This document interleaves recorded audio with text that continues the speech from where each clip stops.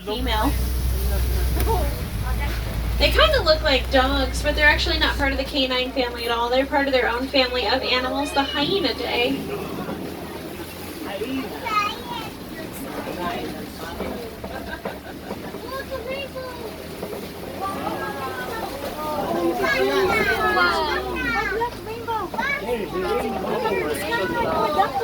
There's a rainbow.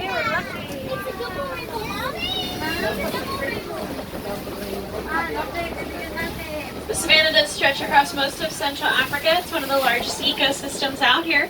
Home to a very wide variety of plants and animals, including bulldozers, pruning shears, and lawnmowers. And believe it or not, those are all animals. Now, the elephants are bulldozers. They knock over dead trees. Giraffes are pruning shears. They clean up the underside of the trees by eating the leaves. Smaller animals like the antelopes, they'd be those lawnmowers. They clean up the grass out here. Everything all working together to keep this ecosystem running really smoothly. There's a nice view of that double rainbow there.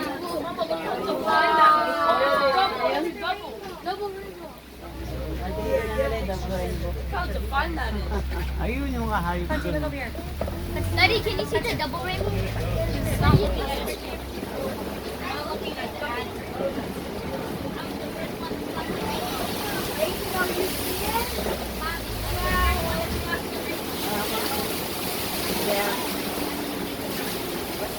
Off to my right-hand side over there, I see a couple different species of animals.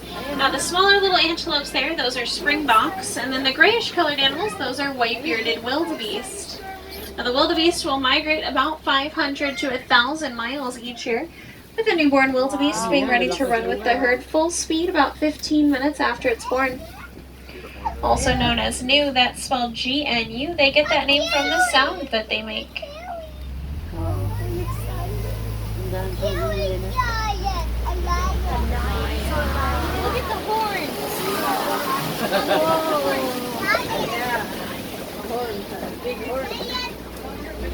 Wow, over to my left is a group of giraffes.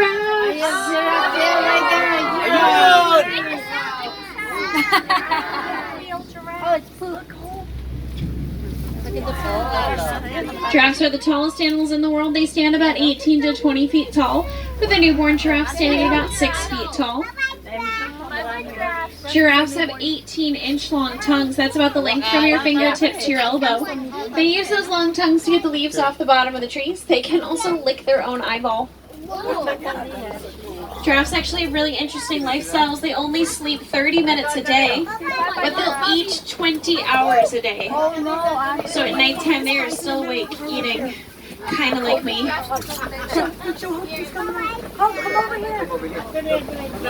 On either side of the truck here, the animals with very large horns. These are Ankole cattle.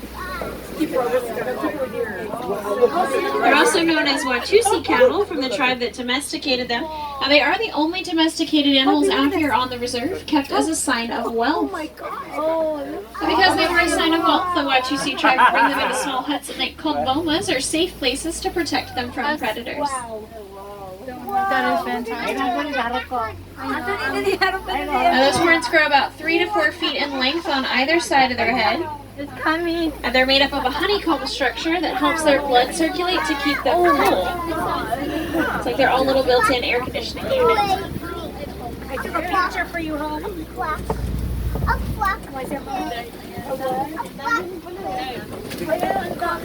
There's an elephant to the left. Way off in the distance back there. Do you see it? Way in the back.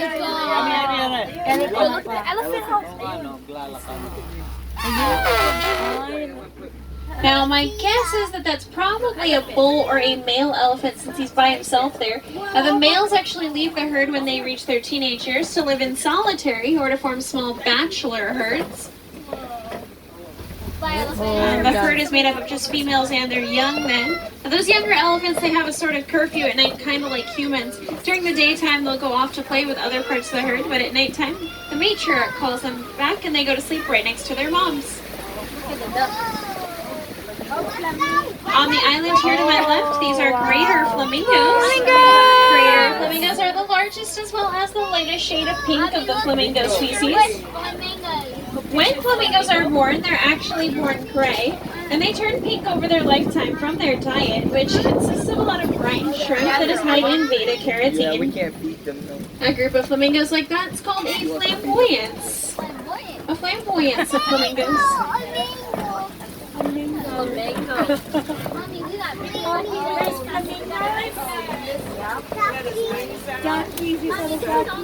Me?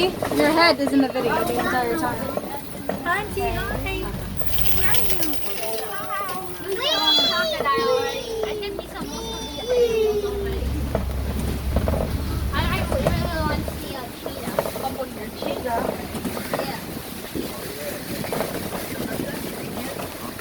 To my left here is a mud pit or a mud wallow. The rhinos love to roll around in that mud that acts as a great natural sunscreen for them, as well as an insect repellent to keep the bugs off of their skin. And once that mud does harden on their skin, they'll actually scratch it off on the trunk of the trees before they do it all over again. We'll keep an eye out here for any rhinos that might have been through. I don't see it. Let's do that. Keep an eye out. They're probably hiding in the tree.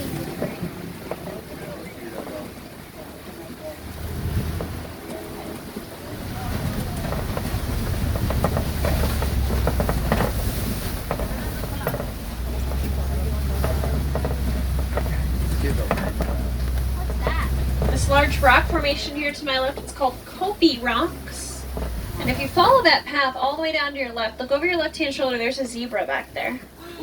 Follow the road all the way down to the left. Show Hunter. Show Hope. Zebra. A lot of people wonder if zebras are black with white stripes or white with black stripes. Well, their noses are their giveaway. They're actually black with white stripes.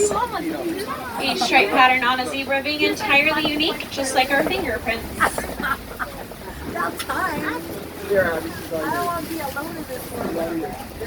And to my right, those are water bucks. The animals there with the white ring around their backside. I found that after you took her. And there's a white rhino. White rhinos weigh about 5,000 pounds. And they get their name from the mispronunciation of the Afrikaans word weit, which means wide, for their wide upper lips. The name actually has nothing to do with their coloring at all. Rhinos are actually nearly blind, but they make up for it with an excellent sense of hearing and smell. So even though that rhino probably couldn't see us nearly close enough, it still knew we were nearby because of those excellent senses.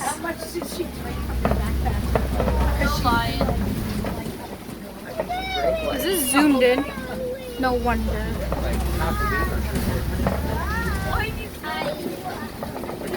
there are white people there. Here are those water bucks there. Water bucks can typically be found living in and around bodies of water because they secrete a very greasy oil on their skin that actually makes them waterproof. It's like their own little built-in rain jacket. So this weather's not affecting them at all. That greasy oil also helps to protect them because it smells so bad that other animals don't want to get that close to them. On the ground right here to my right, there's ostrich eggs. Those are eggs. Oh, eggs. I thought those were mushrooms. Ostrich eggs weigh about 3 pounds each. The shell on an ostrich egg is so strong that a human adult could stand on it without it breaking. Then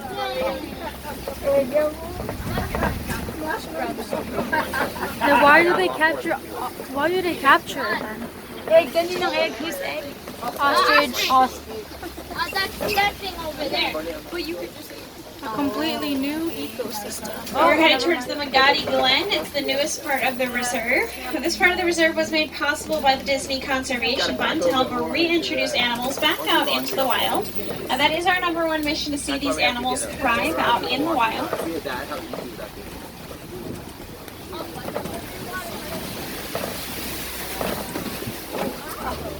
This is where the cheetahs are.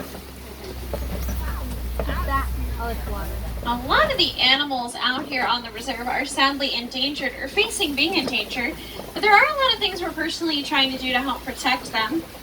Here at the reserve, we recently teamed up with the Disney Conservation Fund to try and figure out a new way to protect elephants. It was found out that elephants were being hunted because they were attacking farmers' crops out in Africa. Well, we already knew that they had very sensitive hearing, and we found out here on this reserve that they're actually terrified of